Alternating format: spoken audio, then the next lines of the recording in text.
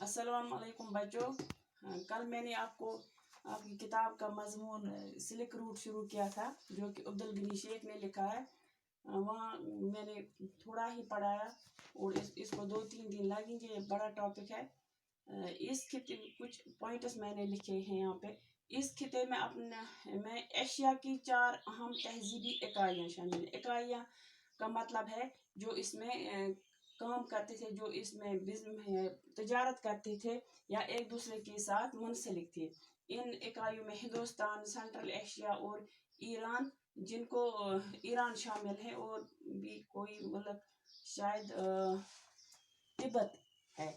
तो जिनको जोग्राफिया दान बारवन ट्रांस ने हिमालयन का नाम दिया था।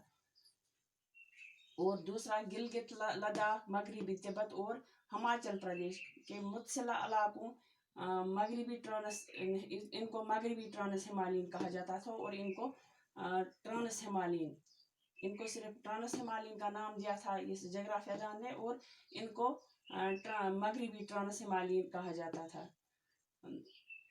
ये एक दूसरे के साथ ये बाहर रोम ये तजारत के लिए अपना सामान बेचते थे और वहाँ से ये उनका सामान अपने मुल्क में लाते थे। ये खिता मुहक्किकों और साइंसदानों के लिए हमेशा बायस कशिश रहा है।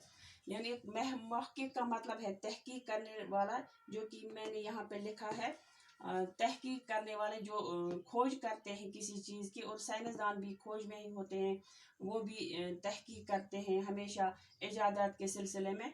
तो ये खत्ता जो है, यहाँ बहुत कुछ बारूद, बहुत चीज़ें निकलती थी, रेशम और बहुत सारे नबातात और दवाइयाँ, बहुत सारी चीज़ें यहाँ से निकलती थी। इसलिए ये तहकीक करने वाले जोग्राफिया दान, साइंसदान वहाँ अक्सर जाया करते थे और वहाँ तहकीक करते थे। सिल्क रूट जो है ये हज़रत ईसा की विलादत से कम 200 साल पुरानी रूट है, पुरानी सड़क है, और ये चीन और रोम की हुकूमतों के माबेन तजारत के लिए बनाई गई थी। यानी जो हुकूमत चीन और रोम की जो हुकूमतें हैं, इन्होंने ये सड़क, ये सिल्क रूट जो है, उसको एक दूसरे के साथ तजारत के सिलसिले में बनाई थी।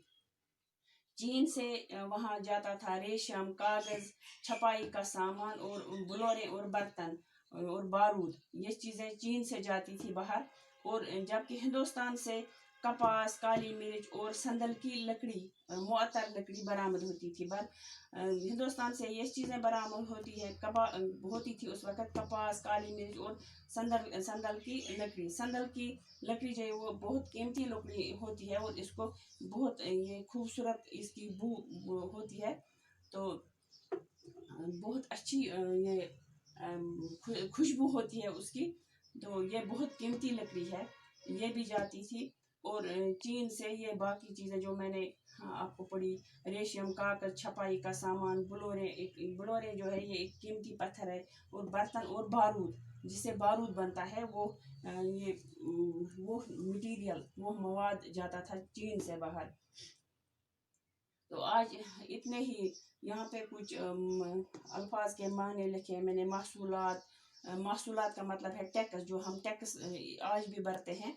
वहाँ पुराने ज़माने में जो आज भी अगर हम कहीं जाते हैं सामान, वहाँ पे टोल टैक्स होता है। तो इसी तरह से ये पहले से ही है, उस वक्त महसूलात कहा जाता है उसको उर्दू में। तो इस तरह इंग्लिश में हम इसके टैक्स कहते हैं।